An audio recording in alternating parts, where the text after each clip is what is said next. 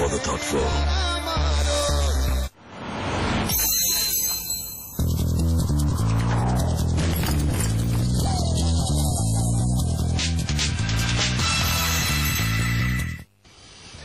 देश की अर्थव्यवस्था का भार उठाते हमारे ट्रक दिन रात घूमते हैं ताकि हम और आप अपनी जरूरतों की सारी चीजें आसानी से पा सकें।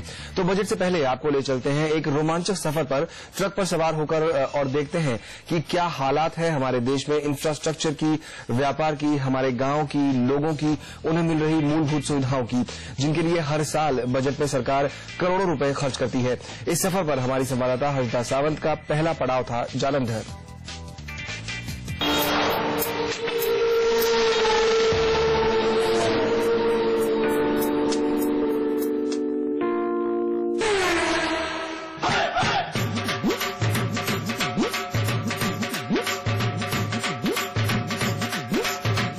सफर अब शुरू होने वाला है और अगले 7 से 10 दिन हम इस ट्रक में ही सफर करने वाले हैं। जी हां, सीएनबीसी आवाज एक नए अंदाज में ड्राइविंग फॉर ग्रोथ।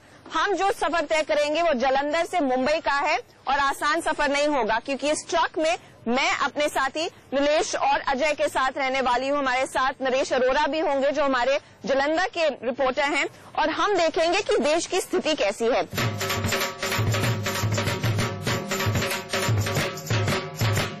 सारी जो फल हैं, सब्जियां हैं, वो तमाम जो गुड्स हैं जिसे महंगाई जुड़ी हुई है, वो ट्रांसपोर्ट इंडस्ट्री के बेसिस पर ही चलती है। अगर इनको बिजनेस करने में कुछ सहूलियत मिले तो शायद महंगाई के रास्ते भी थोड़े बहुत बेहतर होते हुए दिखाई दें।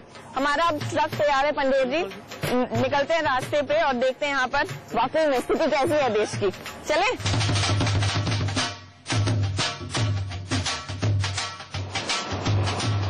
हम अपने सफर के लिए तैयार हैं। पंडेर साहब हमारे साथ हैं और साथ ही हमारे ड्राइवर बलविंदर सिंह जी, मेरे ख्याल से बहुत एक्सपीरियंस ड्राइवर है, उनसे बात करेंगे जब तक वो गाड़ी निकालते हैं। बलविंदर जी बताइए, कितने सालों से गाड़ी चला रहे हैं? 19 साल हो गए मैडम। और क्या पंजाब और कहाँ गए हो आप? पहले तो इधर बिहार बंगाल वाल भी चलते रहे। हाँ। तो अभी हमारे हो गए 15 साल हो गए इधर बम्बे लैंड से चलने को। और रास्ते अच्छे हैं मुंबई के? हाँ जी, रास्ते तो ठीक है, अच्छे भी है तो बड़े भी है, दोनों ही है। चलिए, रास्ते की स्थिति हम देखेंगे आगे क्या है, लेकिन टैक्स बहुत ज्यादा पे करना पड़ता है। पंडित जी, कितना रफली एक ट्रिप में कितना आपको टैक्स देना पड़ता है? ये हम टैक्स, हमें जो टोकन टैक्स है, टूल टैक्स है, इसके नाम बदल के सरकार ने 5-6 बार इसका एक ही टैक्स नाम बदल के लेते हैं। पहले हम गुड्स टैक्स, टोकन टैक्स भरते हैं, उसके बाद हम इसका परमिट स्टेट का भरते हैं जिस स्टेट की गाड़ी होती है, उसके बाद हम नेशनल परमिट का टैक्स भरते हैं, वो भी रोड के लिए है। हाँ। उसके बाद हम टूल भरते हैं, वो भी रोड के लिए है। उसके बाद डीजल पे सेस देते हैं हम 2 रुपए, हाँ। वो भी टूल के लिए, रोड के लिए। इसलिए रोड के लिए 5-6 नाम बदल के हमारे से सरकार टैक्स लेती है। एक ट्रक जब सामान लेकर निकलता है तो रास्ते भर ढेर सारे टोल टैक्स के अलावा उसे हर नए राज्य में घुसने से पहले कुछ टैक्स देने पड़ते हैं, जैसे कहीं एंट्री टैक्स तो कहीं ऑक्ट्रॉय। हालांकि वैट लागू होने के बाद से महाराष्ट्र के अलावा देश के किसी भी राज्य में ऑक्ट्रॉय नहीं देना पड़ता, लेकिन लोकल टैक्स और एंट्री टैक्स कई जगहों पर आज भी देने पड़ते हैं। जीएसटी यानी कि गुड्स एंड सर्विस टैक्स एक ऐसा कॉम्प्रिहेंसिव टैक्स है जिसके लागू होने के बाद octroi, entry tax, central sales tax, central excise duty, service tax, custom duty, value added tax, stamp duty और टर्नओवर टैक्स से छुटकारा मिल जाएगा। जाहिर तौर पर इससे न सिर्फ टैक्स से जुड़ी कागजी कार्रवाई कम होगी, बल्कि सिस्टम की एफिशिएंसी भी बढ़ेगी, यानी पूरी इंडस्ट्री और देश की इकोनॉमी को फायदा पहुंचेगा। जीएसटी लागू होने से माना यह जा रहा है कि देश की जीडीपी में 1.5% तक की बढ़त आ सकती है। साथ ही एक्सपोर्टरों को भी काफी फायदा होगा। व्यापारियों पर टैक्स का बोझ 3 से 6% तक कम हो सकता है। यही नहीं, लॉन्ग टर्म में जीएसटी का फायदा कंज्यूमर्स को भी होगा।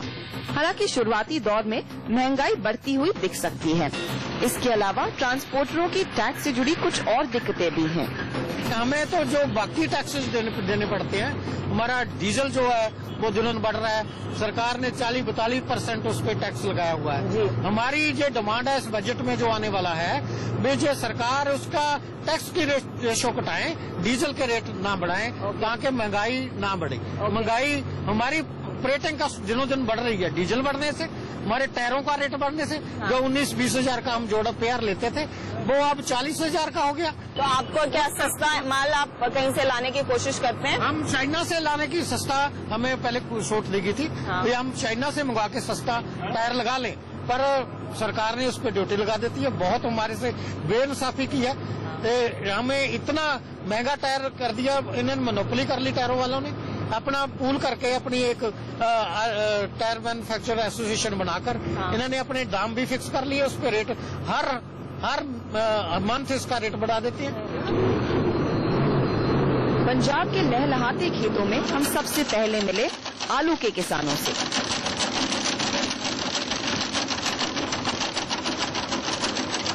ट्रक से मेरी सवारी थोड़ी सी बदली जरूर है, अब मैं एक ट्रैक्टर पर हूँ और खास बात यह है कि हम एक खेत में हैं। जालंधर के पास ही करीब 80,000 हेक्टेयर में आलू की ही खेती होती है। हम यहाँ के किसानों से बात करेंगे। पवन जोशी जी हमारे साथ हैं, कुछ और साथी इनके होंगे आगे, और उनसे जानेंगे कि वो इस बारी वित्त मंत्री से क्या चाहते हैं।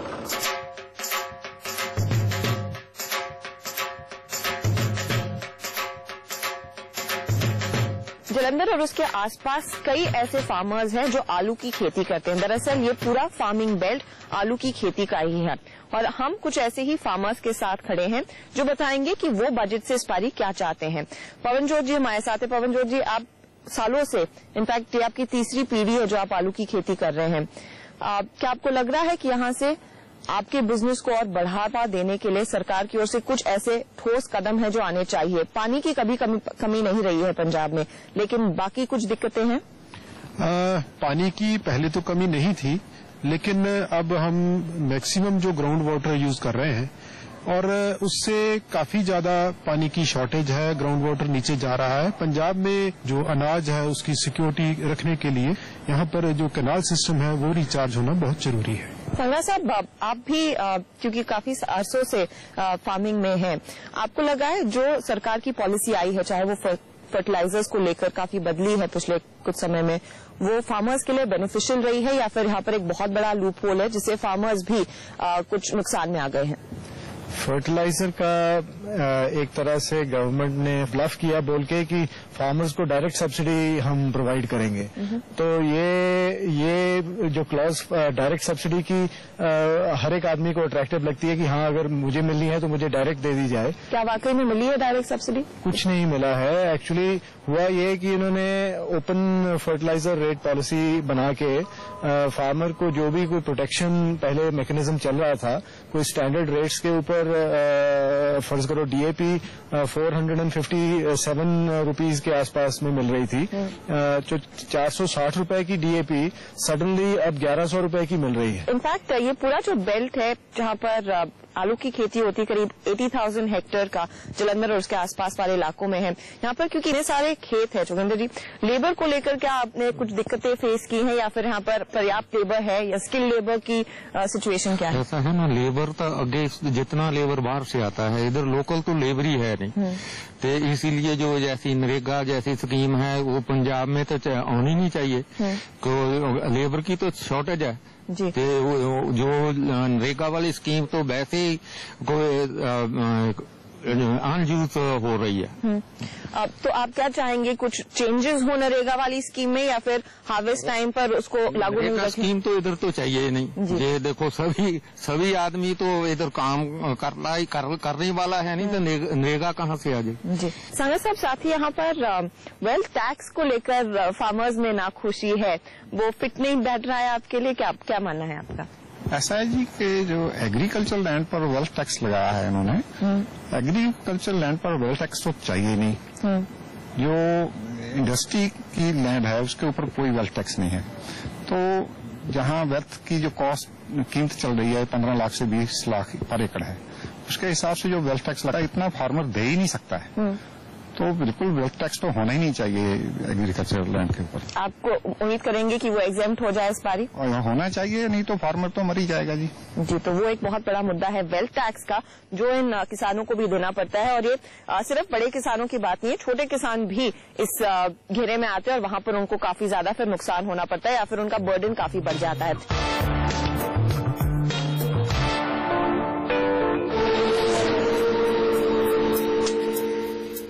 तो पंजाब के किसानों की काफी दिक्कतें हैं, लेकिन हम हर्षिता के साथ रोजाना एक नए जगह पर जाएंगे और जानेंगे कि देश की हालत क्या है। ड्राइव फॉर ग्रोथ रोज लेकर आएंगे आपके लिए। लेंगे फिलहाल एक ब्रेक यहाँ पर, लेकिन क्या है गृहिणियों की वित्त मंत्री प्रणब मुखर्जी से उम्मीद है, जानेंगे इस छोटे से ब्रेक के बाद।